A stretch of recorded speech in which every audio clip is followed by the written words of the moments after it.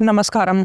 आयुर्वेद की पाठशाला में आज बात करेंगे दो ऐसे पहलू जीवन के जिन पर अगर कोई भी व्यक्ति नज़र रख ले, उन पे काम कर ले, तो वो अपनी किसी भी बीमारी को जल्द से जल्द ठीक कर सकता है।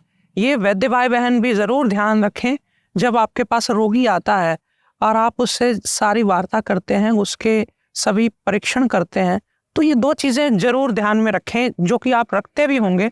लेकिन आज इस पर कुछ तथ्यात्मक ढंग से बातचीत करेंगे। क्या हैं वो दो चीज़ें? हमने आयुर्वेद की एक सुभाषितानी ली है जो बहुत ज़्यादा प्राचीन समय से या पुराने ज़माने से मशहूर है। संस्कृत की ये पंक्ति है जिसमें लिखा गया है, अर्ध रोग हरि निद्रा, सर्व रोग हरि क्षुधा। जिसको मैं हिंदी में अगर बताऊं तो उसका भावार्थ ये बनता है कि अगर किसी इंसान को नींद आ जाए अच्छी, या आने लगे, या फिर आती हो, तो उसको रोग जल्दी ठीक हो जाता है। वैसे तो रोग होगा नहीं जल्दी, लेकिन अगर कोई हो गया है, कोई बीमारी चल रही है, तो ऐसा व्यक्ति जिसको नींद अच्छी आती है, उसके ठीक होने के चांसेस काफ़ी बढ़ जाते हैं। ये है निद्रा। और दूसरी बात है सर्व रोग हरि क्षुधा। अब भूख जिसको लग गई, उसके सारे रोग ठीक हो जाएंगे। सारे रोग से मेरा मतलब है, इसको समझना पड़ता है कि कोई चीज़ भूख लग रही है, अब आप खिलाएंगे, चाहे वो दवाई है, चाहे वो रसायन है, चाहे कोई भी चीज़ है, वो भूख के ही द्वारा उसके अंदर पचेगी, एब्जॉर्ब होगी। ये दो चीज़ें मैंने आपको बतानी थी। आइए सबसे पहले हम निद्रा के बारे में बात कर लेते हैं। निद्रा जो है, नींद, जितने भी बच्चे बढ़ते हैं, आपने देखा होगा छोटे बच्चे ज़्यादा सोते हैं। कारण क्योंकि उनको बढ़ना है, बढ़ने के लिए उनको नींद चाहिए। नींद में मसल्स रिपेयर होते हैं, कोई डैमेज होता है बॉडी का, कोई इन्फेक्शन से लड़ना है, सारी रिपेयर के काम, सारी बॉडी का मेटाबॉलिज्म, जो एनाबॉलिज्म पार्ट है, वो सब नींद में चलता है। नींद में ही मसल के रिस्ट्रक्चरिंग सब कुछ होता है। कोई भी व्यक्ति रात को अगर सोता है समय पे, अंधेरा करके, यानी कि रोशनी नहीं चाहिए होती शरीर को, पूरा डार्क चाहिए होता है, तभी भगवान ने रात बनाई। चाहता तो भगवान इस सूरज के जाते कोई दूसरा सूरज भेज देता, आपको लाइटें जलाने की जरूरत ही ना पड़े। लेकिन प्रकृति ने व्यवस्था करी, हमारी बॉडी को डार्कनेस चाहिए, रेस्ट चाहिए। उसी से ही हमारा ब्रेन और ये सब जो सेंसेस बाहर से हमें रोशनी की मिलती है, जिससे हम एक्टिव होके उठ जाते हैं, वो सेंसेस हमें मिलना बाहर से जो मिलना बंद हो जाता है, उसके बाद हमें नींद आती है। जो व्यक्ति नींद नहीं आ रही और दवाइयाँ खाया जा रहा है कोई भी चीज़ की, नींद लाने के लिए उसको ज़बरदस्ती कोई गोली खानी पड़ती है नशे आदि की, तो वो गलत है। उसमें उसके वो कहे जी मेरे को नींद तो नहीं आती। अब वैद्य भी क्या करे कि नींद जो है, निद्रा के ऊपर काम नहीं करा, उसकी कोई एलोपैथिक मेडिसिन ले रहा है वो, और उम्मीद ये कर रहा है कि उसकी डायबिटीज़ ठीक हो जाए। कैसे हो जाएगा? नहीं हो पाएगा। क्यों? क्योंकि नींद में ही उसकी बॉडी ने जो ऑर्गन्स धीमे पड़ गए हैं, नींद में ही सारे बनाने हैं, रिपेयर करने हैं। नींद तभी आ सकती है व्यक्ति को यदि कोई व्यक्ति रात के समय में हल्का भोजन ले। मतलब कि ये अगर पेट थोड़ा सा खाली हो, इतना खाली ना कर दे पेट को कि कई लोगों को उसी से नींद खुल जाती है। मैं ये कहना चाहता हूँ, हैवी फूड नहीं लेना, लेकिन भरपेट खाइए, जिससे कि आपको जल्दी पेट खाली ना हो जाए रात को। युवाओं में या जिनकी बॉडी जो थोड़ी ज़्यादा हाइपर एक्टिव होती है, उनको रात को नींद खुल जाती है अगर वो भूखे पेट सोए तो। जो बॉडी से बड़े हट्टे कट्टे हैं, थोड़े मजबूत हैं, उनकी नहीं खुलती, या बुजुर्ग हो गए हैं उनकी नहीं खुलती। ये खुलेगी उनकी जिनको जल्दी पच जाता है और आग मचती है शरीर में, पेट में। तो वो पूरा प्रॉपर खाना खाएं सूर्य ढलने तक, फिर 2-3 घंटे उसको पचने में लग दे हैं, उसके बाद दूध पी ले हल्का सा। दूध से भी नींद आती है अच्छी, क्योंकि हल्का भोजन के बाद आ गया दूध। तो दूध गुनगुना होना चाहिए, आधा दूध आधा पानी डालकर फेंट लें, झाग बना लें, गुनगुना पी लें। तो वो आधा दूध आधा पानी जब डाल के उबालते हैं, थोड़ा जल भी जाए यदि, तो दूध नहीं जलता, दूध गाढ़ा नहीं होता, ग्रीसी नहीं, ज़्यादा हैवी नहीं बनता। तो वो मलाई उतरा हुआ दूध रात को आप पी के सो सकते हैं। ये 2-3 चीज़ें करना। और दशमूल अर्क मैंने बताया था कि आप दशमूल अर्क दूध में डाल दें। अगर आप डालेंगे दशमूल अर्क को, 4 चम्मच, रात को 1 कप गुनगुने दूध में, तो आप देखेंगे कुछ ही दिनों में अच्छी नींद आने लगती है। जिनको नहीं आती, मैं उनके लिए बता रहा हूँ कि निद्रा के लिए ये चीज़ें करनी। वैसे तो व्यक्ति स्वस्थ अपने आप सोता है, लेकिन रोगियों की बात चल रही है कि निद्रा बहुत ज़रूरी है। अगर आपको हीलिंग चाहिए, वेट गेन करना है, वेट लॉस भी कर रहे हैं, आप वर्कआउट करते हैं, बहुत अच्छी बात है, आप एक्सरसाइज करते हैं, आप व्यायाम करते हैं, आप मालिश करवाते हैं, हर व्यक्ति को नींद बहुत ज़रूरी है। आपने देखा होगा अस्पतालों में जब कोई व्यक्ति एडमिट होता है तो उसको रेस्ट के इंजेक्शन दे देते हैं, कोई ना कोई डोज दे देते हैं, जिससे वो पड़ा रहे, रेस्ट रहे, आराम से, वो उसी से काफ़ी रिकवर कर जाता है वो। तो नींद एक अपने आप में वाइटल है आपके लिए, जीवन की पूरी एक खुराक है। अगर आप सोएंगे नहीं, बॉडी ब्रेन पागलों जैसा हो जाएगा। कोई व्यक्ति को नींद नहीं आ रही है, नींद से उठा के देखो ये कभी जिंदगी में, आपको पता चल जाएगा वो अगले दिन पूरा काम नहीं कर पाएगा अच्छे से, क्योंकि उसको चिड़चिड़ापन रहेगा, एंजाइटी रहेगी, हो सकता है वो मतलब अच्छे से डिसीजन ना ले पाए, सारी बॉडी अपसेट हो जाएगी, भूख प्यास सब कुछ। और अगर आप कहते हैं जी नींद मैंने ठीक कर ली, तो आप वैद्य के पास जाने से पहले ही आपने अपनी हीलिंग, जो आपके अंदर हीलिंग प्रॉपर्टी होती है हर इंसान के अंदर, आपको पता होगा, कहा जाता है कि ये मेरी बीमारियों से लड़ने की शक्ति है, रेजिस्टेंस पावर है, ये मेरी हीलिंग पावर है, वो सारी नींद जो है उसको वापस बढ़ाती है, बूस्ट करती है। पर नींद भी एक लिमिट में होनी चाहिए और एक समय पे होनी चाहिए। कई लोग सारा दिन सोते रहते हैं, तो दिन में सोएंगे तो वो बीमारी है। रात को सोना ज़रूरी है। अगर गर्मी के दिन है बहुत तपिश भरे, तो दोपहर को भी भोजन करके आधा पौना घंटा लेटा जा सकता है, लेफ्ट साइड नीचे रख के, राइट साइड ऊपर रखनी है, ताकि खाने वाले जो पेट वाला एपिगैस्ट्रियम वाला भाग है वो नीचे रहे। खाना अगर यही ऊपर चला जाएगा तो गले में आएगा। तो बेटर यही कि दिन के समय सोएं, बाईं करवट और करवट दिन में, और रात को यदि सोना है तो पहले तो आप दाईं करवट सोएं, क्योंकि खाना पच जाए, और बाद में आप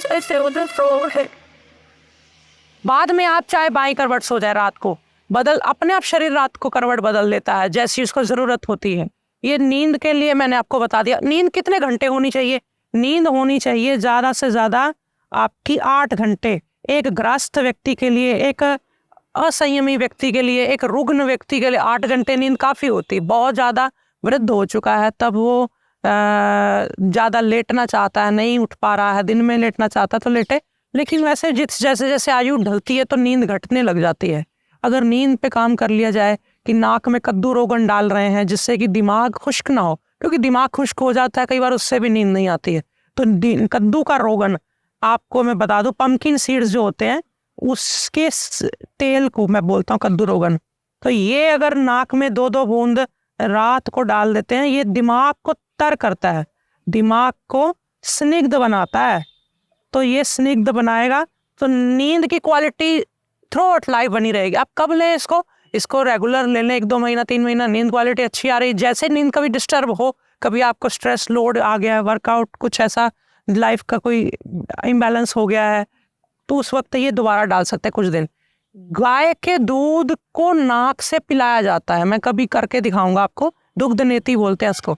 1-1 चम्मच पहले पिलाया जाता है, नाक से खींच लिया जाता है सुबह खाली पेट, तो उसके बाद फिर थोड़ा ज़्यादा भी पिया जाता है, लेकिन उससे पहले थोड़ा जल नेति करके नाक साफ किया जाता है, ताकि कफ जुकाम जो है वो बलगम आदि कुछ फंसा है तो निकल जाए। उसके बाद दुग्ध की नेति, दूध पिला दिया जाता है, गले से नीचे उतर जाता है अंदर खींच के, तो वो उससे भी नींद की क्वालिटी बढ़ती है। ये नींद के बारे में मैंने बता दिया कि नींद पे यदि कोई व्यक्ति काम कर लेता है, उसकी हीलिंग जो है ज़बरदस्त हो जाती है अपने आप में। आपको कोई चीज़, कई बार क्या होता है, कुछ बीमारियां ऐसी होती हैं आप दवाई करते हैं नहीं ठीक होती, आप नींद पे काम करके देखिए, ठीक हो जाएगी। और जो डॉक्टर भाई बहन है, वैद्य भाई बहन है, नींद को जरूर मॉनिटर करें। वाइटल्स मॉनिटर करते हैं आप बीपी शुगर सब चीज़ें मॉनिटर करते हैं, नींद जरूर मॉनिटर करें, चाहे वो एलोपैथिक डॉक्टर्स हैं। मैं रिक्वेस्ट करना चाहूँगा, आयुर्वेद की चीज़ें बड़ी काम की हैं, आप कुछ करके देखेंगे, आपको एक्स्ट्रा ऑर्डिनरी आपके हाथ में शफा आने लगेगी। लोग कहेंगे कि ये डॉक्टर हैं तो एलोपैथ के, लेकिन मैं इनके पास जाता हूँ ना, मुझे बड़ा अच्छा लगता है। एक आपकी वाइब्स बदल जाएंगी जब आप लोगों को सिर्फ नींद के बारे में गाइड करना शुरू कर देंगे कि नींद नहीं डिस्टर्ब करनी। दूसरी चीज़ मैं बात कर रहा था, क्षुधा, भूख, जिसको भूख नहीं लगती, आप उसको बढ़िया से बढ़िया रसायन दे दो, टॉनिक दे दो, बॉडी में जाएगा, बॉडी रिस्पॉन्ड नहीं करेगी, एब्जॉर्ब नहीं करेगी, हो सकता है पूरा लेना उसका रस। क्यों? क्योंकि लेना तो पाचन शक्ति ने है, ऑब्जॉर्ब तो बॉडी की जो लाइनिंग ने करना है वो गैस्ट्रिक जूस बनाने के बाद करना है। गैस्ट्रिक जूसेस ने उसको, पाचक रसों ने उसको तोड़ना है। जो भी आपने एक चीज़ खाई है, चाहे वो कोई भी चीज़ है, उसमें ताकत तो होती है, न्यूट्रिशन तो होता ही है, तो उसी से शरीर की बीमारियां ठीक होनी है, बनना है। आपने खुराक पे काम कर लिया, आपको किसी ने बता दिया सुबह फल खाने चाहिए, अच्छा जी शाम को दूध पीना चाहिए, गाय का घी खाना चाहिए, लेकिन आपको भूख ही नहीं लगती अच्छी वाली, बुझी बुझी सी, मरी मरी सी थोड़ी थोड़ी लग जाती। टाइम बज के 2 बज गए तो खाना खा लिया, 8 बज गए रात के तो खाना खा लिया। तो उससे अच्छा है अगर आप भूख पे काम करें, इतना ही कर लिया अगर 2 चीज़ों पे आपने खुद, और आप देखेंगे कि कुछ ही दिनों में आपकी जो हीलिंग प्रॉपर्टीज, जो आप कहते हैं ना मेरे अंदर मैं ठीक नहीं हो पाता, खुद से मैं ठीक हो जाऊं, ये 2 चीज़ें पकड़नी है बस। आप देखेंगे कि आपकी अपने आप ही बीमारी कटने लगेगी। भूख के बारे में 1-2 चीज़ें और कहना चाहूँगा। भूख किसकी खराब होती है? जो लोग बार बार मंचिंग करते हैं, जैसे थोड़ी देर बाद मंचिंग कर ली, थोड़ी देर बाद मंचिंग कर ली, उनकी डाइजेशन वीक हो जाती है। बॉडी को नहीं पता चलता कि आपने एक निवाला खाया है, एक बिस्किट खाया है, कि पूरा मील लिया है। वो बार बार ट्रिगर होती है उसकी अंदर की गैस्ट्रिक जूस, तो पाचक रस बार बार पेट में गिरते हैं और वीक पड़ते हैं। इसलिए भूख को आप बरकरार रखना तो टाइमिंग बांध के खाइए। बार बार इधर उधर जाने पे, किसी की लोगों के आग्रह पे पानी पीजिए, बस थोड़ा नींबू पानी पीजिए ज़्यादा से ज़्यादा, रिफ्रेशिंग हो जाएगा। थोड़ा छाछ पी लीजिए अगर बार बार कोई आग्रह करता है, थोड़ा एक आध फल खा लीजिए, कोई बार बार आग्रह कहीं जाना आना पड़ जाए, और बाकी अनाज की परहेज करिए, तो आप देखेंगे भूख बड़ी अच्छी हो गई।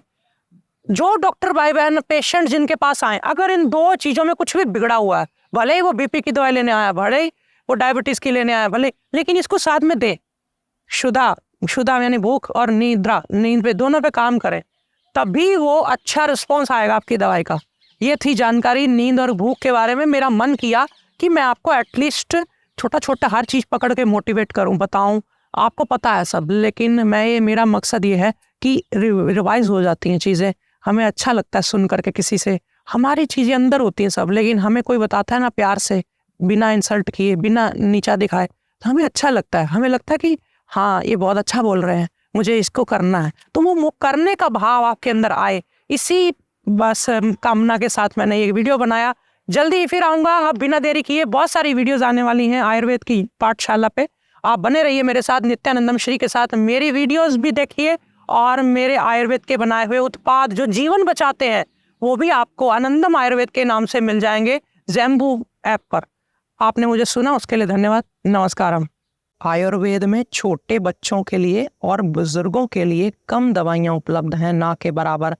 वो गोली नहीं खा सकते, तेज़ दवाइयाँ नहीं खा सकते। इस समस्या को समझते हुए मैं लेकर के आया हूँ आनंदम आयुर्वेद की तरफ से आपके लिए ढेर सारे अर्क, जिसमें आपको अश्वगंधा का अर्क, जीरा का अर्क, और ये गाय के दूध से बना हुआ अर्क कमज़ोर बच्चों के लिए, ऐसे ही बहुत सारे अर्क आपको मिल जाएंगे।